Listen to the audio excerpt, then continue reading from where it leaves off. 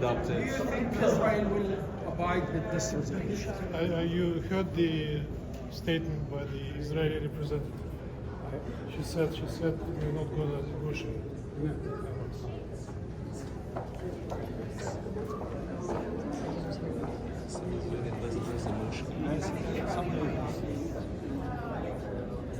Ambassador.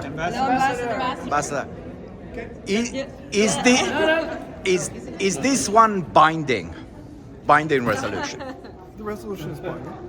Is binding. It's binding. So why do you think that this one will be respected compared to the other one? Well, look, let me just say first off that this was a powerful message the Security Council sent to the people of the region.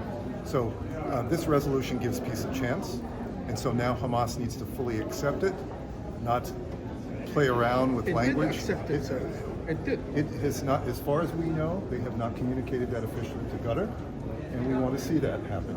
And that's every day that goes by without Hamas agreeing to this this proposal means more death, destruction, and despair for the region.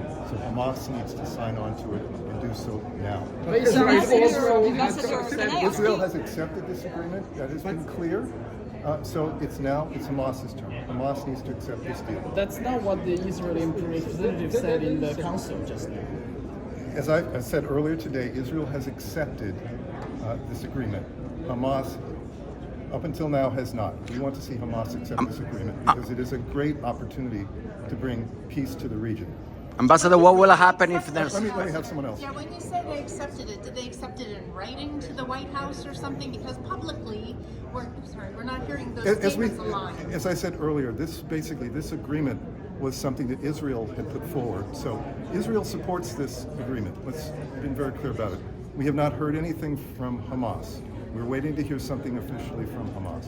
But The first step is coming from Hamas for the implementation. The next step implementation is the responsibility of both sides. But Hamas needs to first accept this agreement and then, like Israel, begin the implementation. They issued an official statement, sir. They accepted completely. We have not. That has not been communicated to the mediators.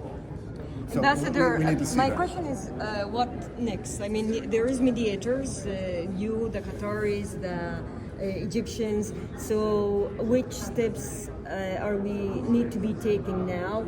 Let's say Hamas will announce that they agree with the resolution or the agreement. Well, they first have to accept it. Okay. And once that happens, then of course the mediators, the parties, we're all going to be working together to go forward with implementation through the various phases.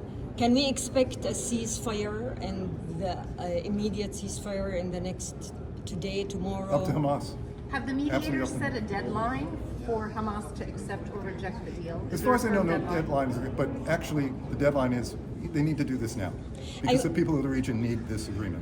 Ambassador, but you said that Israel accepted, but I think the questions why people are doubting that, because we didn't hear any official statement from Israeli officials saying that they accepted. Even today, the Israeli representative at the Security Council, she didn't welcome the resolution, she didn't talk about it, and she didn't say that they accepted. So this is why these questions, and people want to make sure, where do you have this confidence about Israel accepting the agreement? We are confident that Israel has accepted this agreement. Let me just put it plain and simple.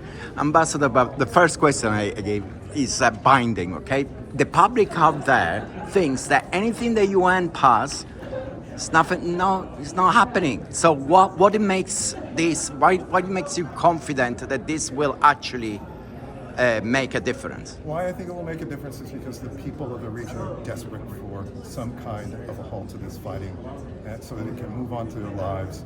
We can move on to a two-state solution, at least begin the journey toward that two-state solution. So we all have a responsibility to try to move this process forward.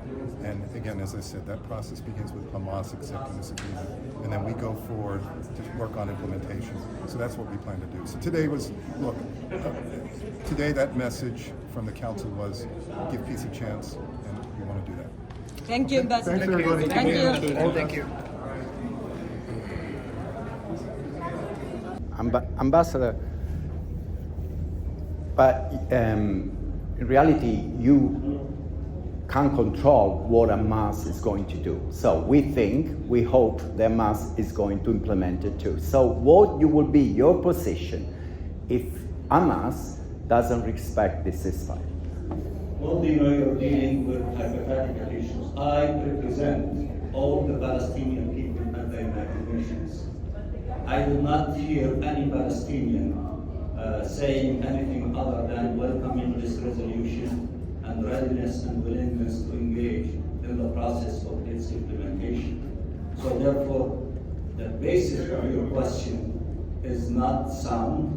Those who are potentially going to not honor and respect this resolution is the Israeli side. So therefore, let's watch closely whether we will see the beginning of process for serious implementation of this resolution, or we will see sides, that one side, that will try to find any excuse in order not to meet the commitment that this resolution requires from Israel. And also, I want to bring to your attention the representative of Israel, whom I understand will not be the representative of Israel soon, cursed everyone in the General Assembly, in the Security Council, in all parts of the UN, rebelling against the Charter of the UN, rebelling against Security Council resolutions, rebelling against decisions by the ICJ about, provisional measures to take place to stop the killing of the Palestinian people, not to storm Rafah. So judge them by what they say and what they do. Don't try to look for others who are not, violating